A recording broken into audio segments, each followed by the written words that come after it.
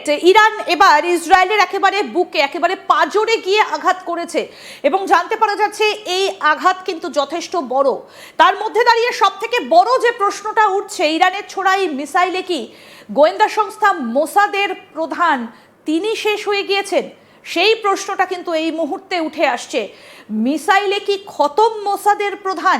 এই প্রশ্নটা কেন উঠে আসছে? কারণ ইতিমধ্যেই বেশ কিছু সূত্র মারফত কানাঘুষো সেই রকমের খবর উঠে আসছে, যদিও এই বিষয়ে ইসরায়েলে তরফ থেকে এখনো পর্যন্ত স্পষ্টভাবে কিছু বোঝা বা স্পষ্ট কোনো ইঙ্গিত কিন্তু দেওয়া হয়নি। আমি একবার ছবিটা দেখাতে বলবো যে মোসাদের প্রধান এবং তিনি যিনি এখনো পর্যন্ত বলা যেতে পারে যে খবর সূত্র মারফত আমরা জানতে পারছি, ইনিই হচ্ছেন সেই ডেভিড দাদি বার্নিয়া, মোসাদের চিফ, ইসরায়েলি গোয়েন্দা সংস্থা মোসাদের প্রধান।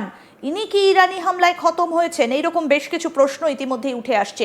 তাহলে যুদ্ধের আপডেট কি এবং ভারত তাহলে কি করবে? কারণ আমরা জানি যে ইসরায়েলের সঙ্গে ইতিমধ্যেই ভারতের একাধিক চুক্তি হয়েছে এবং ইসরায়েল থেকে আসছে ইসরায়েলের আয়রন ডোম, আয়রন বিম। তাহলে সেই আয়রন ডোম, আয়রন বিম যদি ইসরায়েলের নিজের দেশের এইরকম একজন মোসাদের চিফ, যিনি গোয়েন্দা প্রধান, তাকেই যদি রক্ষা করতে না পারে, একাধিক প্রশ্ন কিন্তু ইতিমধ্যেই উঠে আসছে। আমরা এই পুরো বিষয়গুলো নিয়ে কথা বলবো। আমাদের সঙ্গে রয়েছেন ডিফেন্স বিশ্লেষক বিশেষজ্ঞ আর কে শ্রীবাস্তব। স্যার, আপনাকে স্বাগত জানাই আজ তাক বাংলায়। এই মুহূর্তে দাঁড়িয়ে লেটেস্ট আপডেট আপনার কাছ থেকে একটু জেনে নিতে চাইবো যে ইরান গত রাতে যে অ্যাটাক করেছে, অল আউট অ্যাটাকে গেছে ইরান, এটা বোঝাই যাচ্ছিল, এবং সেখানে কি মোসাদের চিফ তিনি খতম? নমস্কার। দেখুন, এই যুদ্ধে আজকে 12 দিন, আজকে 11 মার্চ, মানে 12 দিন হলো, 28 ফেব্রুয়ারি থেকে চলে। এখন পর্যন্ত আজ তাক বাংলা ছাড়া কেউ অ্যাকুরেট খবর দিচ্ছিল না। সবাই মানে জিলিবির মতন যেটা ওয়েস্টার্ন মিডিয়া দেখাচ্ছে ওইটাই আমরা বড় করে দেখাতাম।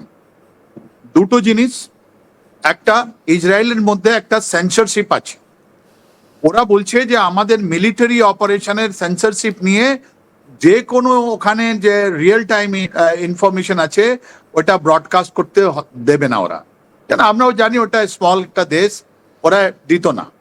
আমরা যা আস্তে আস্তে যেটা খবর পেতাম, ওখানকার মানুষগুলো যে লাইফ টাইম যে নিজের পরিবারকে বলতো, ওখান থেকে আমরা বুঝতে পারতাম কেন যে right from 1st of March, মানে 24 ঘন্টার ভেতরেই 28 তারিখে যুদ্ধ স্টার্ট হলো। 24 ঘন্টা আলী খামেনির মারা যাওয়া, নিহত হওয়ার পর 24 ঘন্টার মধ্যেই ঘন ঘন যে ইসরায়েলকে যে অ্যাটাক করেছে ইরান, এইটা আমরা ওদের থেকে বুঝতে পেরেছি, আর আপনার চ্যানেল এটা দেখিয়েছে।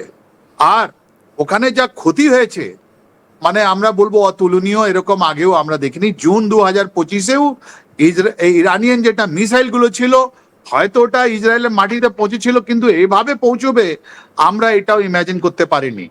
আর ওর উল্টো দিকে ইরানিয়ান দেখাচ্ছিল, এটা প্রপাগান্ডা মেশিন দেখাচ্ছিল, প্রপাগান্ডা নয়, এটা সত্য আছে যে ইরানিয়ান সোলজার গুলো লেবনানে ঢুকছে, ওরা হিজবুল্লাহদের যতগুলো বেস আছে ওদেরকে ভাঙছে, আর ওখানে ওদের ট্যাঙ্ক, ওদের মানুষগুলো নিজে নিয়ে যাচ্ছে। এই গতকাল বা ওর আগে মনে আছে এই যে গুজব ছাড়িয়েছিল, ওই গুজবের মধ্যে ছিল কি যে ইরানিয়ান যিনি প্রাইম মিনিস্টার আছেন নেতানিয়াহু, উনি মারা গেলেন। যে পরে বলা হলো না, ওনাকে দেখানো হলো যে উনি F-22 পাইলটের সঙ্গে কথা বলছেন, উনি সবার সঙ্গে ছিলেন।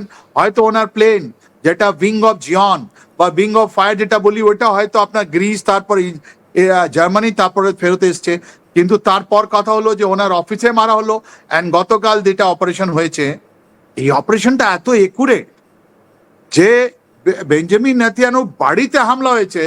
হয়তো ওনার কোনো একটা আত্মীয় স্বজন, যার মধ্যে হয়তো ওনার ভাই হতে পারেন, উনিও গুরুতর ভাবে অনেক হয়েছেন, আহত হয়েছেন। আমরা বলতে পারছি না ওনার কন্ডিশনটা কি আছে, যতদিন আপনার ইসরায়েল এটা কথা না বলে আমরা বলতে পারছি না।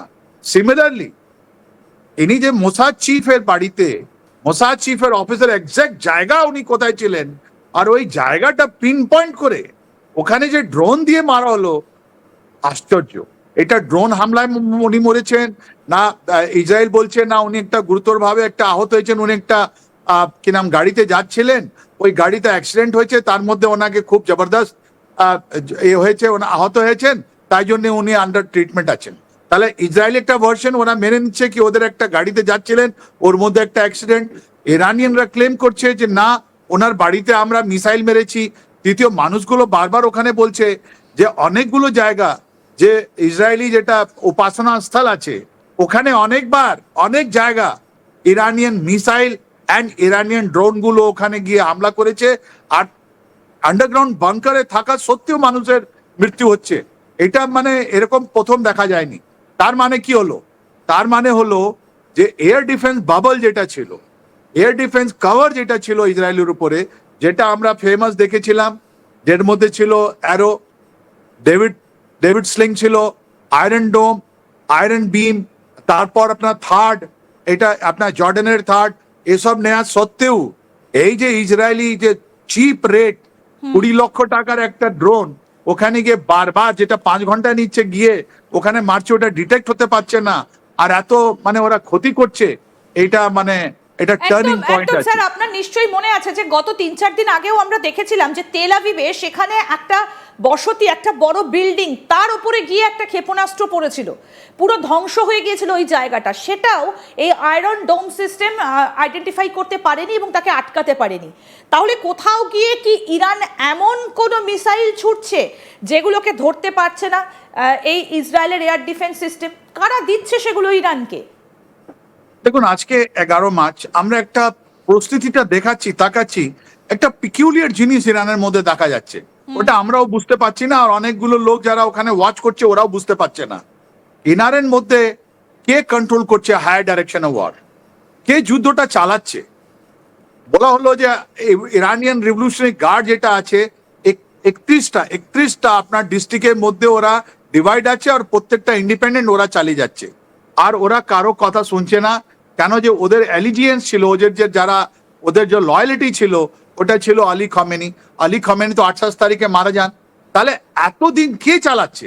তারপর একটা জিনিস আসলো, ইরানিয়ান প্রেসিডেন্ট ওপেনলি এসে উনি মিডিয়াতে এসে বললেন, আমরা ক্ষমা চাইছি যে আমরা যে আরবিয়ান দেশের উপরে আমরা যে হামলা চালিয়েছি ওর জন্য আমি দুঃখিত, আমি ক্ষমা চাইছি, ওদের মাটি থেকে আসা উচিত না।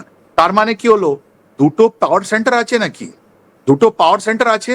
একটা পাওয়ার সেন্টার ইরানের মধ্যে, একটা হায়ার ডাইরেকশন অফ ওয়ার যার মধ্যে ওনাদের প্রেসিডেন্ট আর অন্যগুলো আছেন, ওরা বলছেন যে এই যে ইসলামিক দেশের উপরে ইরান যেটা মিসাইল বা ড্রোন হামলা হয়েছে আমরা ওটা পছন্দ করছি না, আমি তার জন্য ক্ষমা চাইছি।